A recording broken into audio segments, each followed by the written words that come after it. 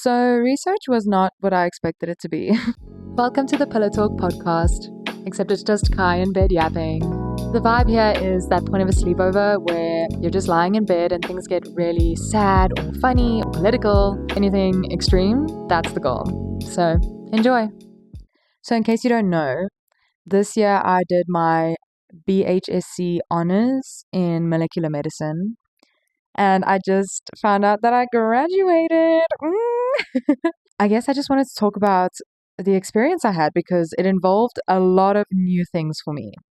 A lot. Firstly, the lab research aspect, but also it involved a lot of presenting and just putting myself out there in general, which undergrad did not do for me. Undergrad did not make me do any of that, So yeah, it was very new and it was a lot for 1 year, but I did it. So here is my experience, in case anyone was wondering. In the beginning, there's this techniques course, and that was very helpful because they teach you a bunch of things that you might need to know for your research. Yeah, I learned a lot of things. I learned how to do an SDS page. I learned how to do immunoblotting. I learned fluorescent imaging, like fluorescent microscopy and stuff. I learned flow cytometry, although we never actually used a flow cytometer. We learned about the different PCR methods. We learned a lot of things. So one thing I'm actually planning for this channel is to do a membership-based thing where I can explain all of these different topics and how they work. And I'm kind of thinking of using Patreon for it, but I would definitely keep you guys involved. I think I'd rather do it like you guys ask me what you want to be explained and then I'll put it up there. And the reason I want it to be more membership based is because it does take a lot of knowledge that I worked hard to learn, and it takes a lot of research and stuff to put those kind of videos together. I would love to have these kind of conversations and just spread my knowledge, and maybe you guys also want to know how science is actually done and how certain things work. So that is something that I want to happen, but I don't know when. Should I do it now? You can always let me know if that's something you guys are curious about. And to be honest, before that, I had learned about the theory, but in this, they were teaching us the actual practical, how it works and everything. So yeah, it was really interesting. And then we had to choose our research that we were going to do. And that typically involved them telling us all the different research options and us getting to meet the supervisors. So basically, each supervisor for each project had a talk with us and each of them explained their project. So in them doing that, you can kind of catch a vibe of what they're like. And they also explain the environment that they work in and the requirements, like if you're going to need to work on weekends and stuff like that, which a lot of projects do require. One of my standards was that I didn't want to work on a weekend. So literally every person that said that they require work on weekends, I put a little X over it and I just kind of took them out of the whole equation, And also ones that said that they needed you to be able to drive places because I don't have a car. So I needed it to be at the university because that's the only place that I could get myself. And I think that left me with maybe 3 options. But then what came down to it, because I actually didn't really mind what my project was about. Obviously, it would have been cool for it to be something that I was interested in or whatever. But to be honest, I have quite a vast interest when it comes to science. And I think that almost anything you go into can be interesting. I wasn't that selective when it came to the topic. So when it came down to it, my real decision was based off of the supervisor and the vibe I was getting from each supervisor. And I actually highly recommend, if anyone is going to be doing honors or anything related, like where you have to be around a supervisor for something and you have an option on who your supervisor is, take that into consideration highly, because I think for most people, the vast of their honors experience was based on how their supervisor treated them. If their supervisor made it a hostile environment or just super stressful or always put them down or wasn't very helpful, that just makes the experience so much worse. And for me, I had a lot of work to do and I was basically in the lab every day and the whole day. But my experience was made so much better because of my supervisor. He was so friendly and he always made me feel like I was a part of it. I think the worst thing is that a lot of supervisors and professors, they like to put you down and they like to make you feel like, oh, but you don't actually belong here, especially as an honors student, because they know that you're only going to be there for a year unless you're planning on staying. But a lot of the time, because you're only really there for a year, they don't like to include you in things. And, a lot of the time it's like, oh, but, you're not really a part of us. So why should we include you, or why should we treat you like you're one of us? But that was one thing I was very grateful of. The whole lab that I worked with, they really did include me. And I say that because my supervisor did this for me, but the PhD students and the master students that were in my lab, they welcomed me so well as well. Like I genuinely made friends in this experience, and I can't say how grateful I am for that. And I really hope that we don't lose connection after this, because I don't plan on staying in the lab, and I will get into that. But they really did make it so amazing. And I think the only reason I even got to connect with them is because my supervisor allowed me to almost set up camp in their space. So there's like this post grad room for the lab.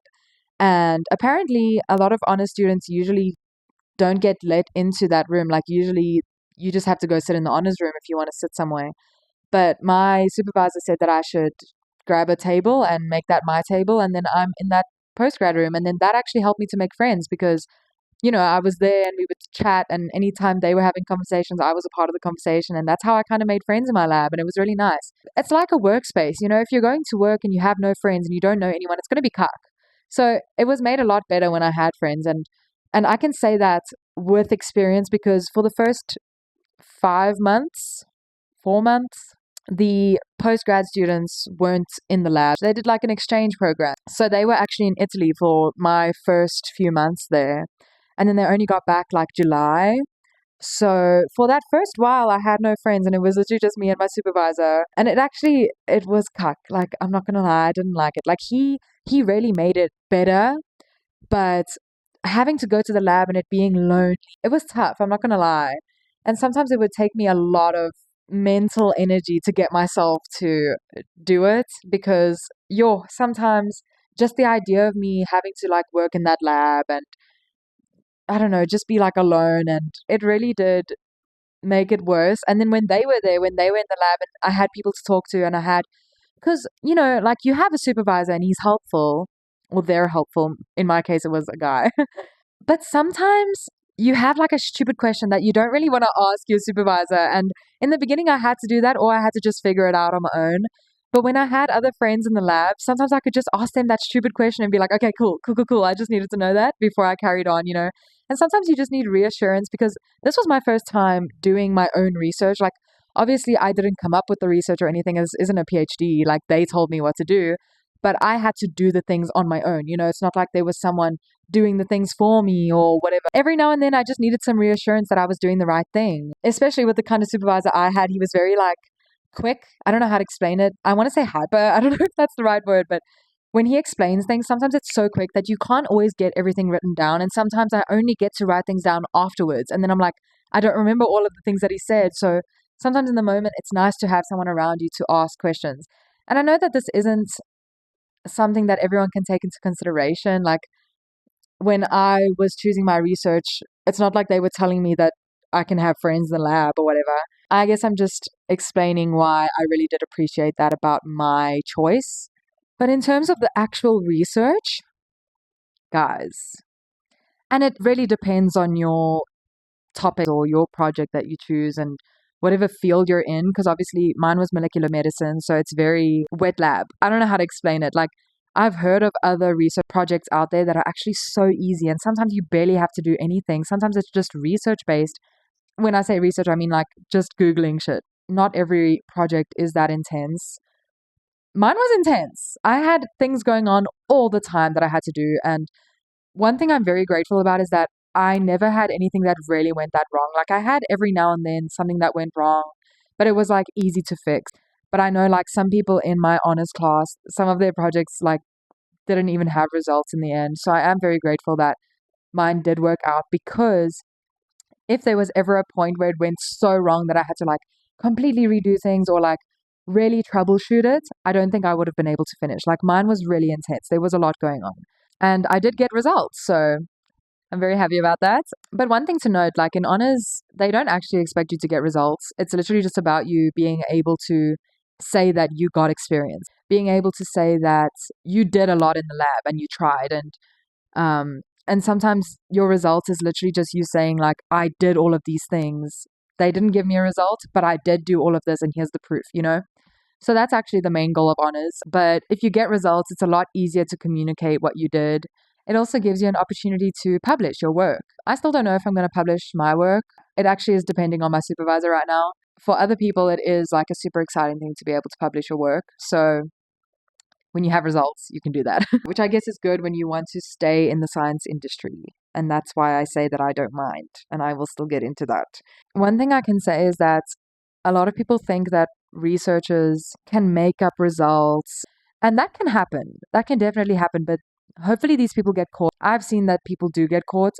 So what I'm saying is like I hope that everyone that's ever done that has been caught, because there is actually a lot of ways that science likes to overcome that.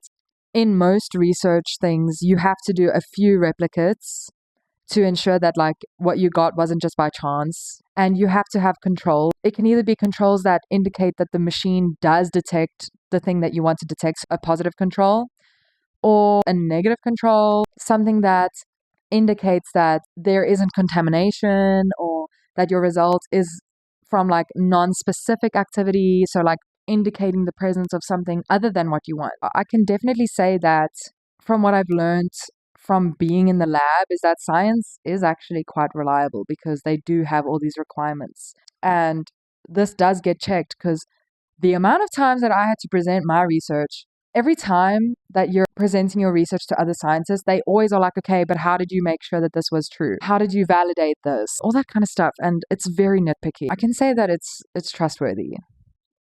And I hope I'm right. Because I used to think like, especially me in undergrad, I would just have practicals in the lab. And, that's not very research based.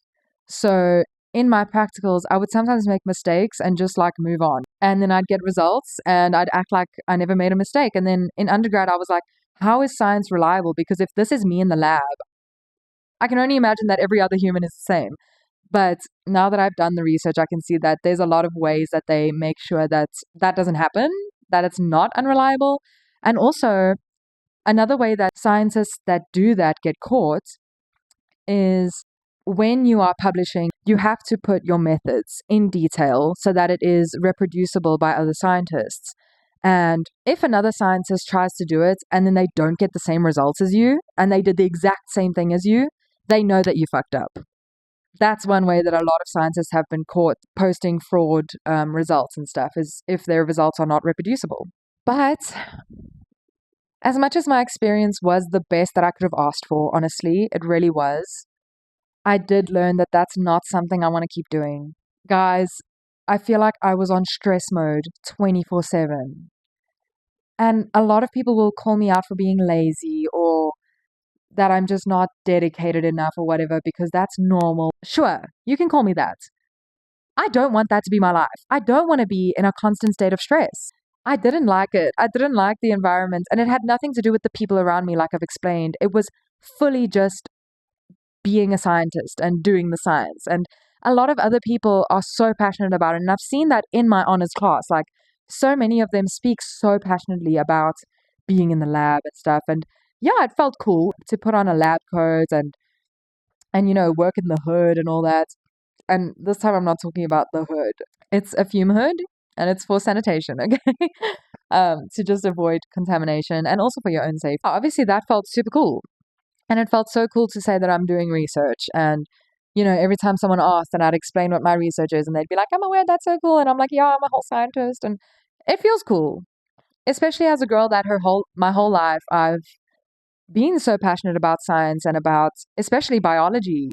So it really did feel cool to be living this up, or living this out, or, living out this dream of mine. It felt like I reached the peak of this dream because, like, since high school, I was just always passionate about learning about the body and how it functions in certain ways. And it feels like being in the lab, being part of the research is like the peak of it, And I'm so grateful for that. Really so grateful. I can't say that it made me feel the way I want to feel for the rest of my life. I can't say that, especially research wise, that's what I want to be doing. And that's why I probably won't go into doing my PhD because honestly, I think if I ever did my PhD, it would be fully just so that I can say that I'm a doctor, just to be like, Kyla Null, PhD. My passion really is not research, and I've noticed that. So, one thing I can say is that if I do use this degree, it won't be to do research. One day I'll still use it to maybe do diagnostics or something. But the thing is, that's still in the lab, and it's like now I have this thing against being in the lab. It was so closed off. I think that there are better options, and why would I not go for those other options if I knew that they existed? You know what I'm saying? If I know that this isn't what makes me happy, why would I pursue it? And so that is my current goal. My current goal is to literally explore every other option I've got. And I have so many other options. Guys, we're multifaceted human beings and we have so many passions. And sometimes you can be passionate about one thing, but maybe you want to try a different path. I have so many passions. I want to try everything, guys. And I'm still very into science. So I'd like to even integrate that into other things. Like I'm actually trying to integrate that into my YouTube channel, and maybe I will start courses one day or lecturing. I don't know. I don't really think that I'm teacher material or whatever, but you never know. I think there's so many paths to go. And that's one thing that I liked about doing this degree was that since I was young, and especially in high school, I noticed I've never known exactly what I want to do. All I know is that I like things and I have a passion for things, but I don't know what I want to do. So choosing this route, I knew that it's like there are so many different paths. So if I don't like it, it's not like I'm stuck, you know? And I say this because, like, if you're studying to be a lawyer, you're going to be a lawyer. You know what I mean? Like, there's one path. Obviously, there's maybe a little bit of variation, but I'm quite excited for my future. I love that.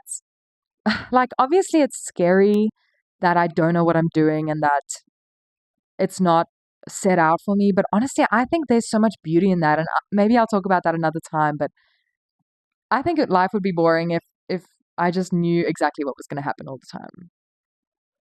So I'm kind of liking and kind of trying to enjoy the unknown right now.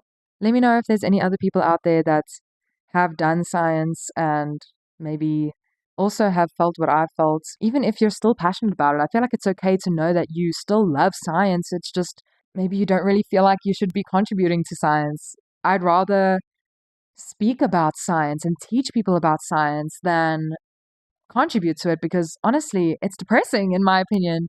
And that is so different for everyone. That's how I took it. That's how I experienced it. And it could even be different in a different environment. Like maybe it just had to do with the fact that my lab was depressing. Like it was this closed off room with no windows or anything. Even just the fact that I had to present all the time, which it didn't really have to do with the lab, although the lab also did do presentations. That was more to do with my honors. Like the theory parts, we had to present every second week. So that was a lot and it was constant stress. You know what I mean? Maybe this will help other people out there feel a little less alone. And if you do relate, and maybe it doesn't have to do with science, maybe you just notice that the thing that you're studying, maybe it doesn't align with you, or maybe you want to explore other options that still have to do with it. Or maybe you relate in a way that isn't exactly my story. But if you do, you're not alone and you're going to be okay. People don't like to make us aware of this, and it's not their fault, but there are actually so many ways to go about our dreams, and we don't have to choose the path that everyone around us is choosing. I honestly think that it's better to choose the path that not everyone around you is choosing because that means that you're kind of more likely to be successful in it because it's like if everyone in the classroom wants to be an accountant, then your chance of being an accountant is so little because there's so many people that want to be one. But if there's only two in the room that want to be one, your chances are higher. So sometimes I actually think going for the path that not everyone is doing isn't that bad, And we shouldn't frown upon that so much. So when you look around and you don't see everybody doing what you're doing, don't take that as a bad thing. Oh, you've got this. I honestly believe that if you can see yourself doing something, if you've got a dream and you can see it, it's achievable. Just don't doubt yourself. Don't stop pushing towards your goals. Like manifest this shit and whatever, but you got to work for it as well. I honestly do believe that there's power in moving into the frequency of the thing that you're manifesting. And maybe I should go in more depth into this another day. But if you want to learn more, read this book by Dr. Joe Dispenza. Honestly, anything he speaks about is amazing. Everything he says is totally science-backed. But a book becoming supernatural is a good way to start. But there's lots others by him, I think. But that's something I'm busy reading, and I'm seeing so much of the science behind it. And it's so interesting. Literally, when you embody the thing that you want to do, it's literally a neurological thing. It's a neuroscience thing that you will start to look for those opportunities and you'll start finding those opportunities. And not just neurologically, it's also a quantum physics thing, because everything exists in the unknown and it only exists in the known when we like perceive it and whatever. And so when you're moving in that frequency, the unknown starts to move more towards into the known. Nothing happens for no reason, you know? So like me right now, I know that I'm not going to go into research, but I'm so glad I learned all of this. And I do think I can still make it something that I work with in the future, even if it's not the generic way everybody else expects me to do it. And I could totally change my mind in the future. I could totally change my mind. I could so want to go into research one day. Maybe I'll miss it. I don't know. But right now, I really don't see that happening. So yeah, just staying open to all the opportunities that find its way to me. Stay open-minded, and I hope things work out for you. And if you're into doing research one day, you could ask me any question you're intrigued about. I'm so here to answer your questions. Yeah. Love you guys. Bye. Thank you so much for listening to today's Pillow Talk episode. If you have any thoughts, please comment them down below. I want this to be a conversation, like a sleepover. I love you so much. Bye.